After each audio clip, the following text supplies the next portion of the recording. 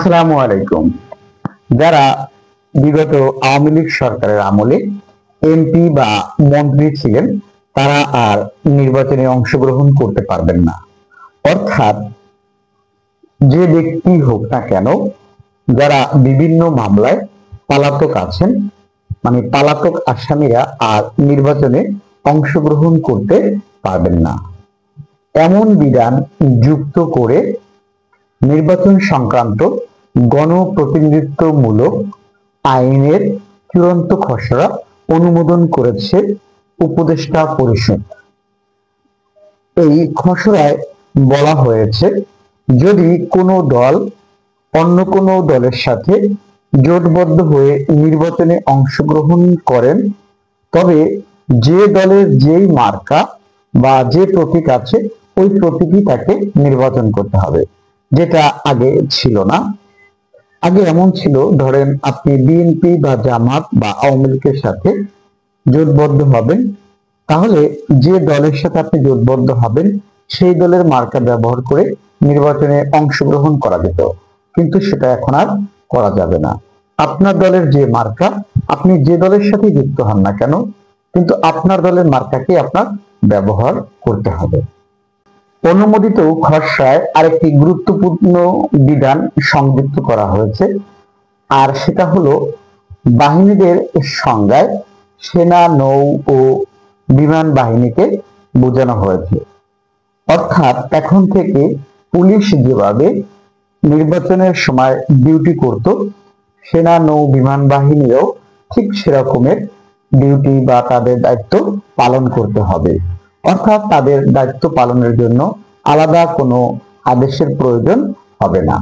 উক্ত আরপিওতে বলা হয়েছে, বিগত আমলে ইভিএম বা ইলেকট্রনিক ভোটিং মেশিন সম্পর্কে যেসব বিধান ছিল সেগুলো বিলুপ্ত করা হয়েছে।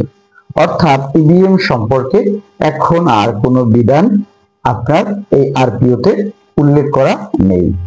এখন থেকে যারা নির্বাচন করবেন তাদের দেশি বিদেশি, অর্থাৎ দেশ ও বিদেশে যে পরিমাণে সম্পদ আছে সেই সম্পদের পরিমাণ নির্বাচনের যে বিবরণ আছে সেখানে উল্লেখ করতে হবে, এবং তাদের সেই বিবরণটা অনলাইনে প্রকাশ করা হবে, যাতে সকল জনগণ দেখতে পারে যে কোন ব্যক্তির কি পরিমাণ অর্থ আছে, এবং নির্বাচনে আপনি জয়লাভ করার পরে আপনার সেই অর্থ কত পরিমাণে গিয়ে দাঁড়ায়, অর্থাৎ আপনি কি পরিমাণে রাঘববোয়াল হয়ে উঠবেন সেটা যেন জনগণ স্পষ্টভাবে বুঝতে পারে।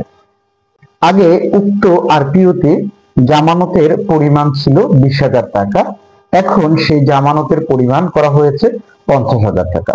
অর্থাৎ আগে যারা নির্বাচন করতেন তাদের 20,000 টাকা জমা প্রদান করে নির্বাচন করতে পারতেন, কিন্তু এখন তাদের সেই জমাটা দিতে হবে 50,000 টাকা। আর যদি নির্বাচনে আপনারা জয়লাভ করেন তখন সেই 50,000 টাকা ফেরত পায়।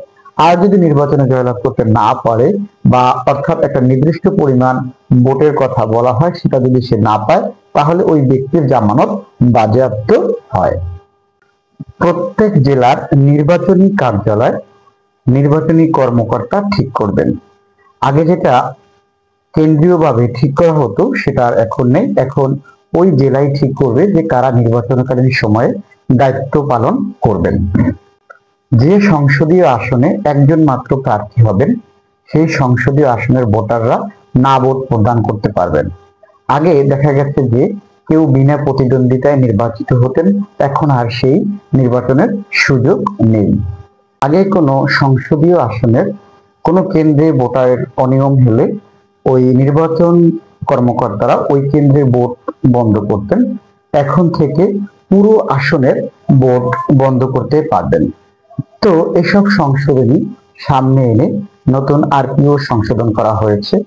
এটা অবশ্যই জনগণের জন্য কল্যাণকর, এবং উপদেষ্টা পরিষদরা যে সিদ্ধান্ত নিয়েছেন সেটা মানব কল্যাণে, অর্থাৎ এই দেশের জন্য খুবই উপকৃত হবে, এবং মানুষ এর সুফল অবশ্যই ভোগ করবে, গণতন্ত্রের উত্তরণ ঘটবে। তো আমরা এই সরকারের সাফল্য অবশ্যই কামনা করব, এবং এই সরকারকে সফল হতে সকল ধরনের সহযোগিতার হাত বাড়িয়ে দেব।